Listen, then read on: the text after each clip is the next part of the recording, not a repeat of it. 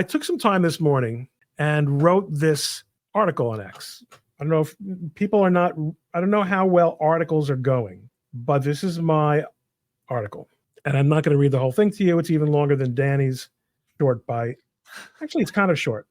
And after all, we've got another hour to kill. Hey, go for it. Go for it. But I think that you guys are really going to appreciate it because it'll give you a little bit of a perspective. This is this image, okay?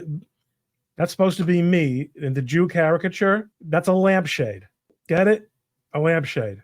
I mean, I could see a younger Ron Coleman. No, that's just the Jew. That's to make fun of the Jews. Right. It does. You don't know. I happen to look a decent amount. Sorry. Although there's someone in my family that my wife is always saying really does look like that guy. But listen, nothing wrong with looking like that guy. Looks like God's chosen person to me. So what I said was this: free speech, more speech infected, right? Best disinfectant, free speech. Let them anonymously expose themselves. We've heard it all. Yep. So whatever the rationale, this platform has been overwhelmed by frank anti-Semitism. For practical purposes, nothing in terms of anti-Semitism is prohibited. So let me just throw something out. Can this, in this overwhelmingness, be good for the business of X, the platform? I don't mean getting the Jews annoyed. I wrote this article about the ADL in Newsweek in September. It was exactly a year ago. I didn't realize that. Okay. ADL doesn't really speak for the Jews. It is an operation of the Democratic Party, et cetera, et cetera. We'll talk about that later. So I said, no, I'm talking about the complete user experience. Are people going to want to participate in discussions where at any time some troll can just drop in and either start flaming a participant because he's Jewish or blame some undesired aspect of the issue being discussed on the Jews, or just plain drag the Jews into it without even an attempt at some segue? Believe me when I say I'm not hurt by anti-Semitism. It literally has no emotional impact on me. It's something we grew up with, being aware of. Sure, I'm disappointed when a person I'd previously liked and trusted turns out to be one of those people, but that is pretty rare, say to my face. But that feeling does not last very long. Still, I can't help it but think that for most people, this is really getting ridiculous. Oh, this is what I was looking for. Okay. This is really getting ridiculous because here's a great example. Let's start with this smarmy post. Although it invokes religion, it has nothing to do with Jews, okay? This apparent guy is a well-known lefty wise ass. Joash. Joash. I don't know how you say it in English. If you're a Christian who struggles with letting immigrants into your country, you haven't really let Jesus into your heart, he says. So this was my how I dealt with the tweet. I didn't get really into the comments. I just quote tweeted it. This tweet is what it is. I'll leave it for Christians to figure it out fight it out with him. But as to his replies to the reasonable retorts in his thread, the typo, the level of smugness is truly ecumenical. Okay? Okay, so that's how I said it. Here were the reactions to him, not to me. These are the reactions. Shut up, Jew. This is a Jew. Don't talk for us, Jew. You're a Canadian Jew. Shut up, Jew. You have too many posts that try to rectify this souring Jewish reputation. So if you aren't a Jew, then you're a Shabbos goy, and a brown one at that. What? You look like a Jew. Maybe you're just waging war. You either do not understand why all the immigrants are here or you're a Jew. This guy's not a Jew. He has a beard and he has dark hair. That's not a Jew. Is he Indian? What is he? I do not know what his... Christian? Evidently, he is some kind of Christian. What does it say he is? Writing a book, okay, Brazos Press. This is his Substack, okay? Everybody who wants to learn more about him. He's a Chai theologian. So okay. Not Christian? He holds himself as a Christian because he's telling other Christians that they're not being good enough Christians. Fun, huh? So what it's worth, the guy who wrote that post does not appear to be of Jewish extraction, but that shouldn't make any difference. The issue is what I call Jew spamming. So let me be clear. My intention is not to get my friends or anyone else to cluck their tongues over anti-Semitism or even simulated anti-Semitism generated by an evil foreign regime. My friends here have DM'd me to express their horror over the kinds of things that are thrown at me by anti-Semites when I bring them down on myself. It's not necessary. I appreciate their thoughts, but really it's all in a day's work. I think it's terrible for accountability. I think it's terrible for accountability, but I don't deny the bona fide argument supporting anonymous speech in a forum like this. And I said, it has no real effect on me, except it compromises my enjoyment of X. And I don't know how real these people are, how many of them there are, where they live, how old they are. They're not harming me. They're not threatening to harm me in any real sense. And to a large extent, their activities demonstrate not something to fear, but weakness, cowardice, and ineffectualness. So they found a place where they can run around with their diapers off and poop wherever they like. Who cares? Depends how much poop you like to encounter when where you hang out. I find it hard to believe that it is only Jewish people or people merely suspected of being Jews who find this barrage of Jew spam unsightly and malodorous. I'm notoriously bad at business, but I find it hard to believe that it's good for this platform's future prospects. It surprises me that Elon Musk, after doing so much to resurrect this project and turn it into a force for good, would knowingly allow it to be a latrine. X has a Jewish problem, but not the kind Martyr made is sympathetic to solving. I'm referring, of course, to this tweet where he says, Hitler tried again and again to broadcast a call for peace directly to the British people. He would give back the parts of Poland that were not majority German. And he would work with the other powers to reach an acceptable solution to the Jewish problem. You know, the Jewish problem. That's all Hitler wanted to solve. Okay. So X has a Jewish problem, and not the only kind, as I alluded to at the top, that is front of mind for Elon, who I'm showing off here, retweeted my article, quote tweeted my article, resulting in 29 million views. I don't pretend he reads my stuff, notwithstanding the above, but all the same, I'm here to make the business case for X to come to grips with how Jew spamming is corrupting the X user experience and concomitantly its commercial and political postures, every bit as much as bots, porn, crypto scams, all the other opportunistic garbage that are bad for business. Maybe old Shlomo spelled SCH, because that's how the Germans used to spell it in their Stürmer and the other anti-Semitic literature. So the anti-Semites in social media like to spell Shlomo like German style. Maybe old Shlomo here has a point. Those of you who are not familiar, that's a very popular Jewish meme. It depicts the Jew who is controlling everything, telling the fellow Jews to shut it down. Shut it down. The Goyim have found out about us. No, it's been a great lie of Western, and when I say liberal, I include both parties, to have never confronted the evils of communism, of international socialism, the way they did the evils of national socialism.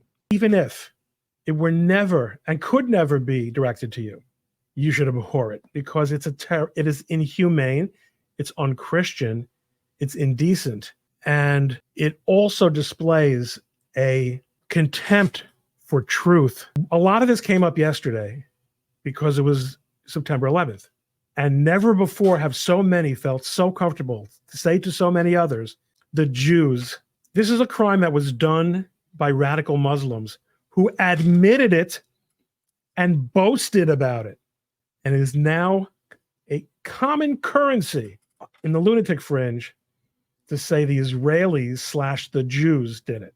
I spent hours today, and this is not a subject that I'm an expert on, reading about people who denied that the Pentagon was hit by a plane. People who had actually witnessed it were in the comments saying, no, I was there. I saw it. But that's not proof. That's not, Danny, is there much better proof, even though we know that there are serious problems with direct testimony, that as an empirical matter, there isn't much better proof than direct testimony of the occurrence of a thing. There are documents. We live in a world now where everything, if it doesn't exist in video, even though we have AI, and we've now learned that we are lied to by video all the time. There's nothing you can prove. It's like the people said that there was no moon landing. And it was within the lifetime of most of the people who are alive today. And yet it's less than a year since October 7th. The Palestinians who attacked this music festival filmed what they did and posted it to social media. It was a party for them. And people are still denying it. Even the UN, the anti-Semitic, anti-Israel UN said, this is bad. It looks like this is, and by the way, war crimes, even the anti-Israel, Human Rights Watch, even they admitted that Hamas committed multiple war crimes. Go on Twitter hundreds and hundreds of tweets denying it ever happened, or that Israel did it. Yeah, you can say absolutely anything. Now, listen, this goes back to the original point in my essay here, which was that at the end of the day, we can't have people deciding what's misinformation, what's disinformation, what's true and false. That never works. My argument here is that from a business point of view, X has to decide. We're not talking about factual discussions here. We're talking about harassment, routine harassment of users. You don't let your users get, especially people who are, I'm paying to be on X. I make a few $100 a month from Twitter between subscriptions and advertising shares. So I'm doing very well. I have 250,000 followers, which results in professional referrals for me and is great for X because you've got a guy with 250,000 followers who has almost 400,000 posts. I'm giving them a lot of content and I'm paying for it. Wouldn't you want to protect that business by saying, hey, what do we do not to shut down debate, but to make routine gross harassment a little bit harder to get away with on the platform? That's all I'm suggesting, because it's corrosive. It's not just, well, then quit Twitter. Of course, that would be really bad for me because I've been on since 2009 and I have this relatively large following, and it's really important. This is how I get the word out. This goes back to our first stream, Danny, and we kind of got to know each other. I didn't come into this world with a network like some people do. Yeah, we're talking about J.D. Vance. I didn't come into the world with a network. My father was an orphan, grandchild of immigrants, raised by his grandmother. My mother was an immigrant, survivors of the Holocaust. You can go to good schools, but that doesn't make you a member of the network. It just means that you get to look at the network. You get to see some from the outside, at least. I have no complaints. This country's been very good to me. But the magic of social media is that if you're a guy like me with maybe a good brain in his head and an engaging way of expressing himself, you can maybe get some interest up in what you have to say, and you can have a little bit of influence. And it's an amazing thing. I'm very grateful for it. Don't make it so miserable for me. There's got to be a way. And it's not about Ron Coleman, because at the end of the day, it is tolerable for me. But there are many other people who really are emotionally harmed by it. And as I said, it's also corrosive to civil order. I'm not even the target group in it. Right, that's right. It degrades the mere experience of seeing people interact this way with each other, degrades your humanity. You become more coarse. You become less trusting. And it's terrible for us. People say things to each other that they would never say in person. When you add the component of the racial hate, and it's funny because people say, how many of these people are there? And there are two answers to that. There probably are not nearly as many of them as they want us to think. A lot of them have multiple accounts. A lot of these accounts, by the way, are being run out of probably Iran. They want to sow anti-Semitism in this country and divisiveness, and especially on the right. They want to keep Trump out of office. So anything that makes conservatives on the right look bad is good for them. I believe this. Not that there aren't plenty of basement Nazis who really are, but as my friend Cynical Publius wrote in an article in Tablet a few months ago, don't kid yourself about the Arab world. There's a great deal of sympathy for eliminationist rhetoric. They're simply very comfortable with it. Because why should it happen? Anybody with two eyes can see that. I mean, it wasn't just one group of people. It wasn't just Hamas and people in Lebanon. It wasn't just the Lebanese who were having these little parades. It was people in Turkey having parades. In Gaza. There were people everywhere in the Middle East celebrating what happened on October 8th. There were people everywhere in the Middle East celebrating what happened on September 11th. And anybody who has the gumption, the nerve, not gumption, the nerve, the chutzpah to go after other religious groups because they aren't yours. I don't know if you believe in a hell or not, but I wish you would go there, because that's the only place that's the right place for you. The more that you push religious organizations and religiosity out of your society, the more something will come in to take its place. People are worshipers by nature. I don't care. People worship by nature. If it's not God, we will worship our jobs, our careers, celebrities, COVID Our administrators, race, what we're our led to race, believe is a race or a national, a national national blood. identity, Yeah, whatever this is, okay?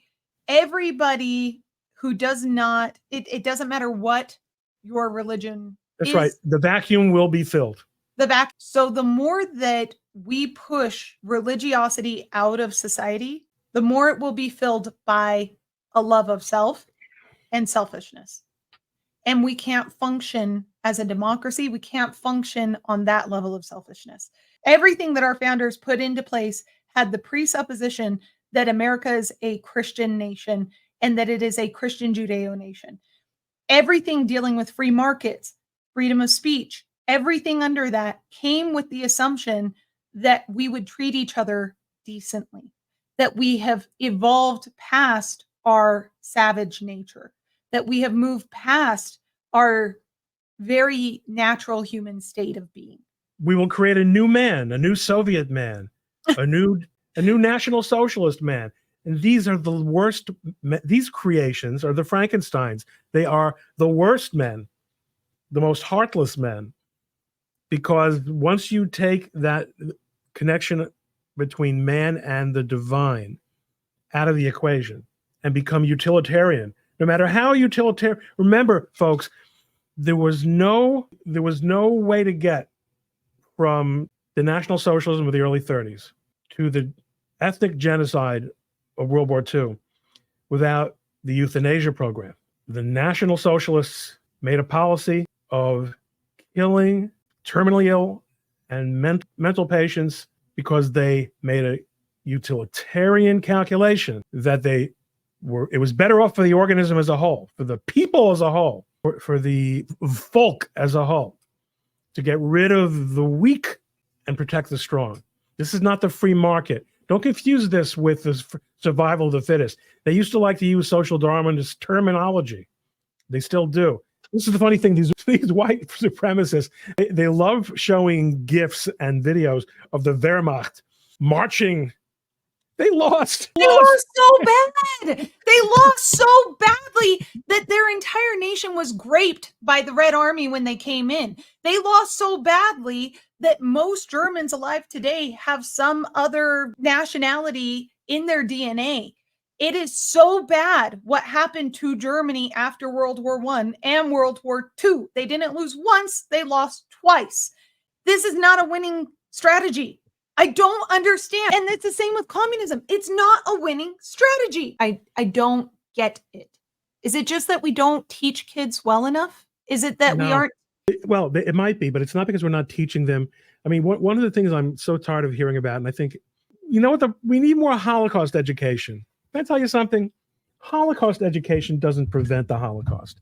It desensitizes people to the Holocaust. It becomes something that what's the attitude of kids in school towards their subjects? It's rather cynical. What your teachers tell you about stuff becomes the subject of jokes. You do projects. It becomes the premise of let's do Holocaust education is these young people are naturally good-hearted and sympathetic, and they'll have the right field. Kids are monsters. Kids are monsters. Not my kids and not my grandchildren, but many, many kids are monsters. The education that is necessary is moral and spiritual education. Because all this other stuff, the information, the legal theory, the political theory, the morality, that stuff will get filled in. Start out by being a decent person. Teach your children to be a decent person. Do you think it doesn't matter if you teach them to say please and thank you? It reverberates through their entire moral trip through life.